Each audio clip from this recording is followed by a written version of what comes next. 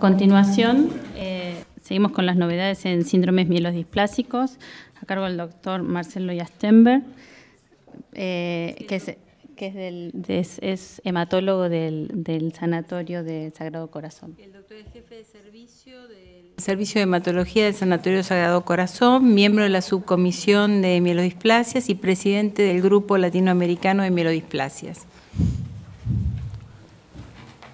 Buenas tardes. Muchas gracias a la sociedad por la invitación y va a ser un gusto compartir con ustedes por lo menos las novedades del ASH en este síndrome mielodisplásico. Vamos a ver, como para arrancar, me gustaría contarles que dividí la charla en tres partes. La primera es la del educacional, la segunda lo que se habló en el viernes corporativo durante el simposio de la MDS Foundation y por último comentarles cuáles son los abstracts destacados. Para arrancar, les hago esta pregunta. Si hoy ustedes tuviesen la posibilidad de hacer estudios mutacionales a un paciente de reciente diagnóstico con síndromes mielodisplásicos, ¿lo harían? ¿Les serviría para algo? El objetivo de esta charla es justamente que la conclusión sea sacada por ustedes mismos. Entonces, el doctor Stiesma comenta los primeros conceptos sobre CHIP. ¿Qué es el CHIP? Habla que es un estado de hematopoiesis clonal, comenta que está relacionado con el envejecimiento celular, dice que es una forma de predisposición hacia un tipo de mortalidad, como por ejemplo lo que se ve en aquellos portadores de TET2 y en causa de muerte cardiovascular.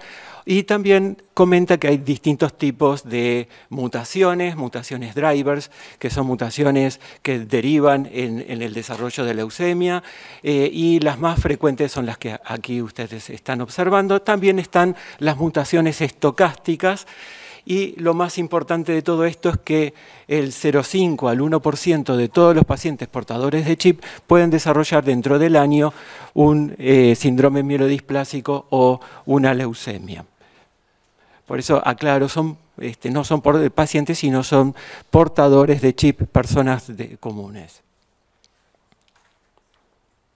Entonces, dentro de los conceptos del doctor David Stiesma, es el estado, que es un estado precursor, pero no es un cáncer, que no son específicas de patologías mieloides, estas mutaciones frecuentes, y que para hacer CHIP tiene que tener una fuerza de BAF mayor de 2%.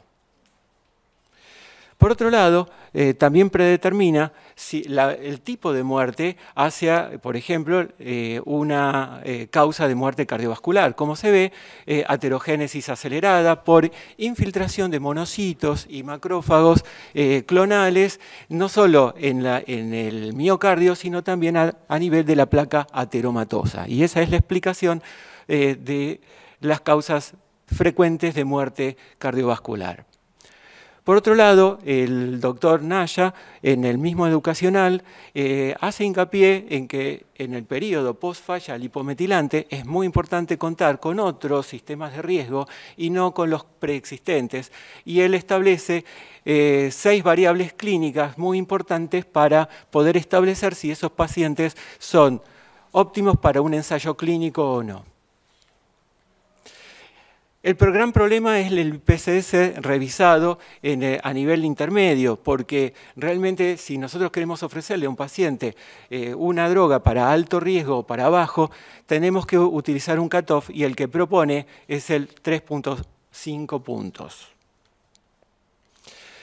Entonces tenemos hoy por hoy, y gracias a la Next Generation Sequencing, grandes estudios donde ya podemos vislumbrar características clínicas y pronósticas de distintas mutaciones. Por ejemplo, cariotipos normales asociados con TET2 o el splicing factor 3B1 con pronóstico favorable asociado con sideroblastos en anillo. Y así una lista de mutaciones que realmente con solo saberlas podemos predecir cuál va a ser el pronóstico o por lo menos esperar un tipo de comportamiento clínico.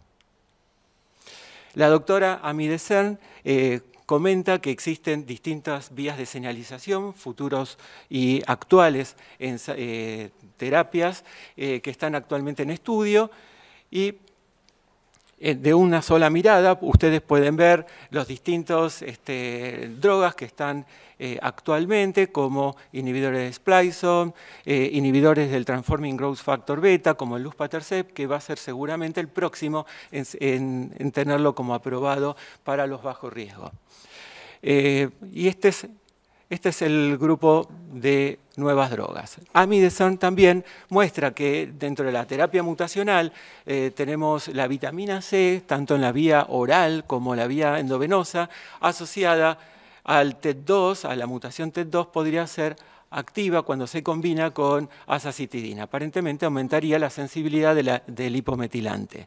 Por otro lado, vamos a tener drogas en fase 1 y fase 2 y drogas en ensayo clínico en aquellos pacientes naïve como en aquellos pacientes refractarios y recaídos.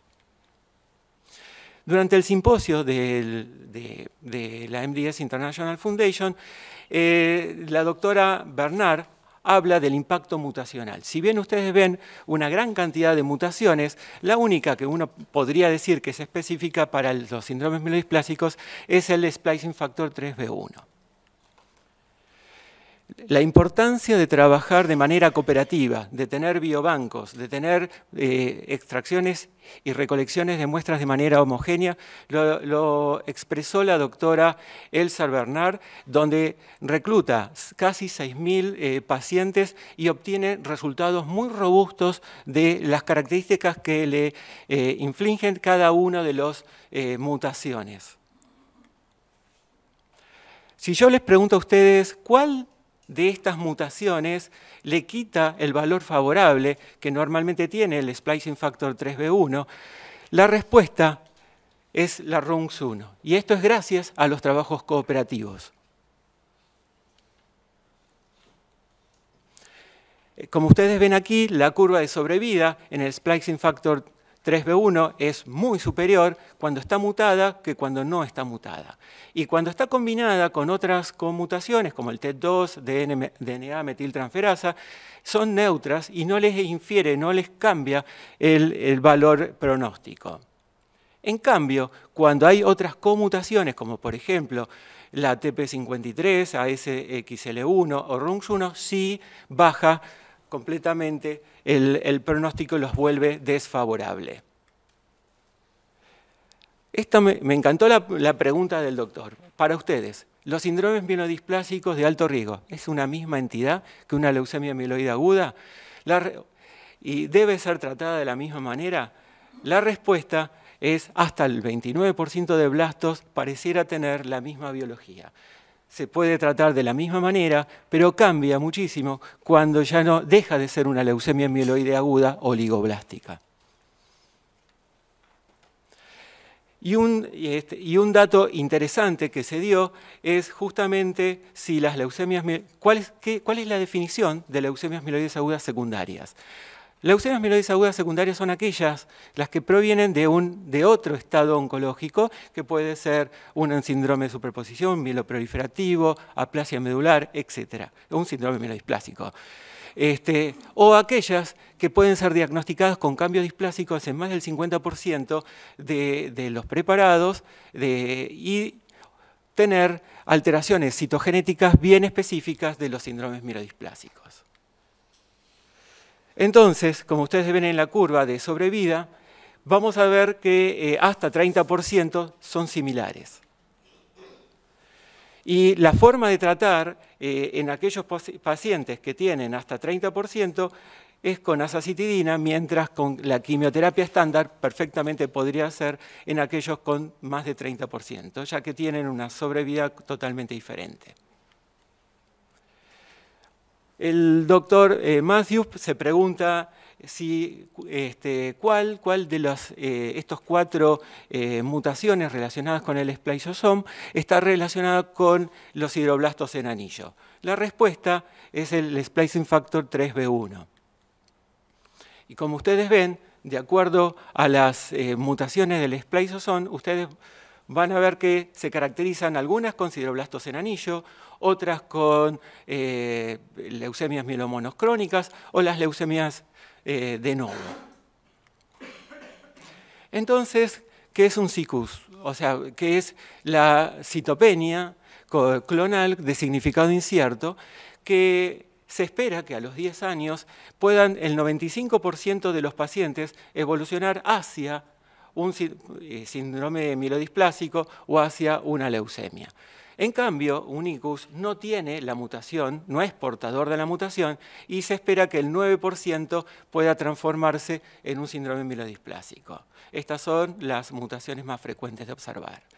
Otra de las preguntas que me pareció muy interesante es: ¿los hipometilantes consiguen respuestas duraderas y alta tasa de remisión? La respuesta, me imagino que se imaginan, es falso.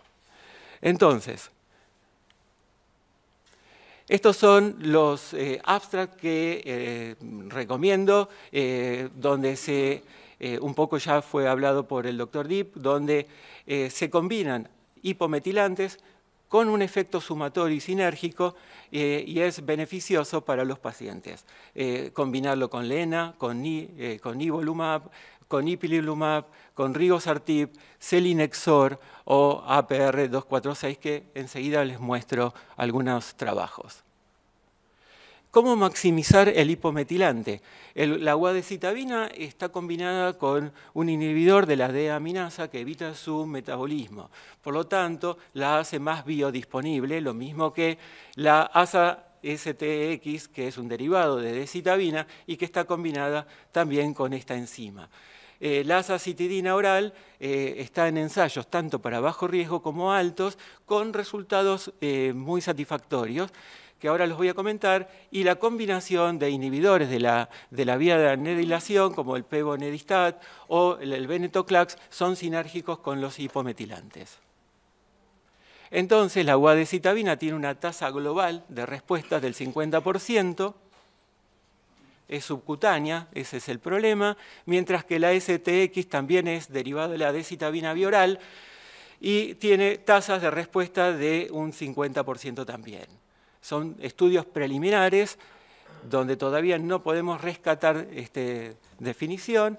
El doctor García Manero mostró estos resultados de la ASA oral y él mismo la recomienda, obviamente todavía no está al alcance de la práctica clínica, pero piensa que podría ser recomendable para aquellos pacientes que obtienen la respuesta con la vía tradicional de la subcutánea y luego el mantenimiento será con la ASA oral. El pevonedistat suma efecto al hipometilante. Recién vimos como el venetoclax tiene también un efecto positivo en combinación con el hipometilante, junto con el otro trabajo presentado por Wei, que es el venetoclax más la citarabina en baja dosis. Y ahora para algunos conceptos sobre trasplante, que seguramente en la próxima charla lo van a ver con más profundidad, pero nuestro paciente, el doctor Ghulam Mafti, comenta que lo siguiente: tenemos nuestro paciente de 65 años, que tiene 6 meses, que es fit, que tiene una médula rica, que tiene tricitopenia, 7% de blastos, trisomía del 8%, tiene una mutación en RAS y un donante ideal. Entonces, él se pregunta, de todas estas opciones, ¿cuál es la opción mejor? Entonces, ¿no lo trasplanto? Lo trasplanto, pero con una terapia puente con hipometilante, terapia puente con quimio. ¿Le hago el trasplante con un MAC o le hago con RIC? Él, ahora le voy a decir por qué contesta que son correctas el hipometilante y por qué hace MAC a un paciente de 65 años, que seguramente va a generar un tema de discusión. Terapias puentes no han demostrado ser beneficiosos, tanto la azacitidina como la quimio tienen curvas similares de sobrevida. Pero sí se sabe, perdónenme que tengo que comentarles algo acá, aquel paciente que ingresa que ingresa a trasplante con persistencia de blastos le va peor, por supuesto, que aquellos que logran remisiones completas, y es la línea amarilla. Ahora sí. Entonces, el hipometilante versus la quimioterapia estándar como tratamiento previo al trasplante no demostró un beneficio muy marcado. Lo que sí hay estudios con CAR-T-cells 1, 2, 3 para lograr remisiones profundas mucho más intensas y lograr mejores resultados a futuro antes del trasplante. Por otro lado, aquellos que han pensado en realizar previo una quimioterapia estándar, está aprobado el CPX 351, que es liposomal, con una mejor sobrevida, aunque no es tan marcada como para, si uno está pensando en los recursos, estar utilizándola. Con respecto a la máquila RIC, sabemos que pacientes mayores de 60 años es preferible utilizar RIC con muy buenos resultados, pero el doctor Ghulam Mufti muestra que en esta curva publicada en Blood 2017, que aquellos pacientes que recibieron MAC y tenían RAS positivo, como nuestro paciente que tenía una mutación RAS, le fue mejor. Entonces, ¿le sirve o no hacer un monitoreo a los 30 días?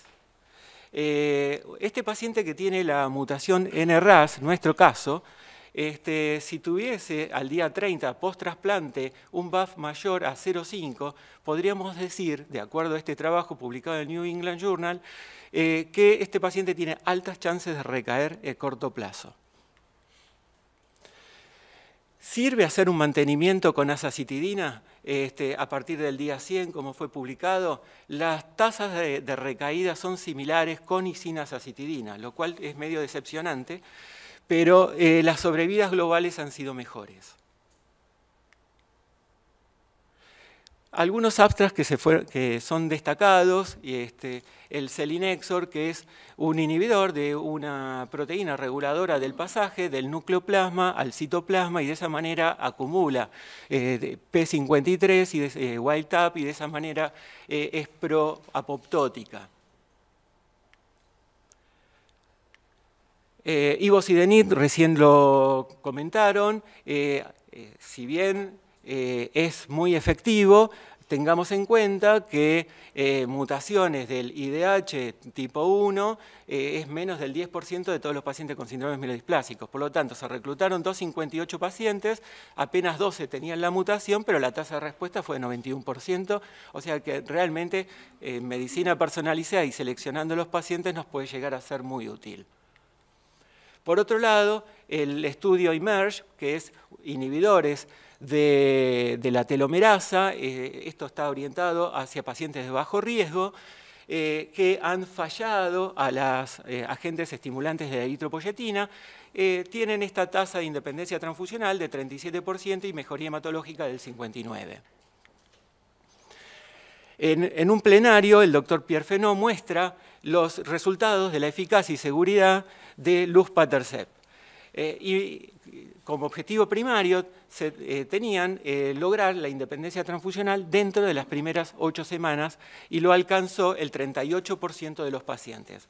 Como objetivo secundario era alcanzar la independencia transfusional a las 12 semanas o mejoría hematológica y lo alcanzó el 28 más el 53%. Por lo tanto, esta es la droga que seguramente la tendremos aprobada en un corto plazo. Nivolumab, ya sabemos que tanto PD-1 o CTLA, por lo que recién escucharon, están sobreexpresados y que un inhibidor podría ser útil en los síndromes mielodisplásicos de alto riesgo, combinado sobre todo con el hipometilante. Lo que se vio es que la combinación hipometilante más el inhibidor es sinérgica y es superior a utilizar el inhibidor en forma de monodroga. Ahora bien, dentro de las dos monodrogas, es decir, el ipilimumab con el nivolumab, es mucho más superior el ipilimumab que el nivolumab. Eso fue por lo menos las observaciones hasta el momento de los resultados preliminares. Otra de las drogas que están indicadas en aquellos pacientes que fallan a los agentes estimulantes de la eritropoyetina en el bajo riesgo es el tomaralimab, que es un inhibidor es un inhibidor de los receptores Toll-like, o sea, de la inmunidad innata. Estos receptores tienen su forma soluble, que son subrogantes y que pueden ser evaluables a través de citometrías de flujo. Por lo tanto, uno puede ver si, utilizando citometrías de flujo, si la droga tiene los receptores saturados o no, y de esa manera predecir respuesta. El Deferasirox, este es un trabajo muy esperado por todos los hematólogos para saber si realmente es efectivo o no el quelante del hierro. Este estudio Telesto, que es un estudio prospectivo, fase 2, randomizado y doble ciego, realmente se hizo con todas, absolutamente, porque todo lo que tenemos publicado era todo reportes de casos, pero no eran o retrospectivos, pero no teníamos una idea cabal si realmente es efectivo o no el quelante. La realidad es que aquellos que utilizaron quelantes de hierro tienen una mejor sobrevida, pero la P no fue significativa. Y la toxicidad ronda el 20%, o sea que queda a criterio de seleccionar muy bien al paciente para poder utilizar el hipometilante. Este trabajo es un activador de la P53, el APR246 más azacitidina, es un apoptótico con resultados muy preliminares, con muy pocos pacientes, excelentes, con una tasa de respuesta de 82%, pero bueno, es por ahora ciencia ficción para nosotros. 3 minutos. Rigosertib es una excelente droga sobre todo para los pacientes que fallaron al hipometilante, tienen una tasa de respuesta de 60%, pero tiene un problema que es tóxico a nivel genitourinario. Y realmente ahora van a ver que la mejor combinación para los pacientes que fallan en el periodo post-falla al hipometilante va a ser el venetoclax combinado con, ya sea con azacitidina o con citarabina. Pero esta es una muy buena alternativa. Cromotripsis, lo traje porque me gustó el nombre, en realidad es una alteración del ADN con un defecto en la reparación, y que son futuros blancos terapéuticos, simplemente por eso. Bueno, esto ya fue recién comentado por el doctor Dick, así que lo voy a pasar y creo que ya termino.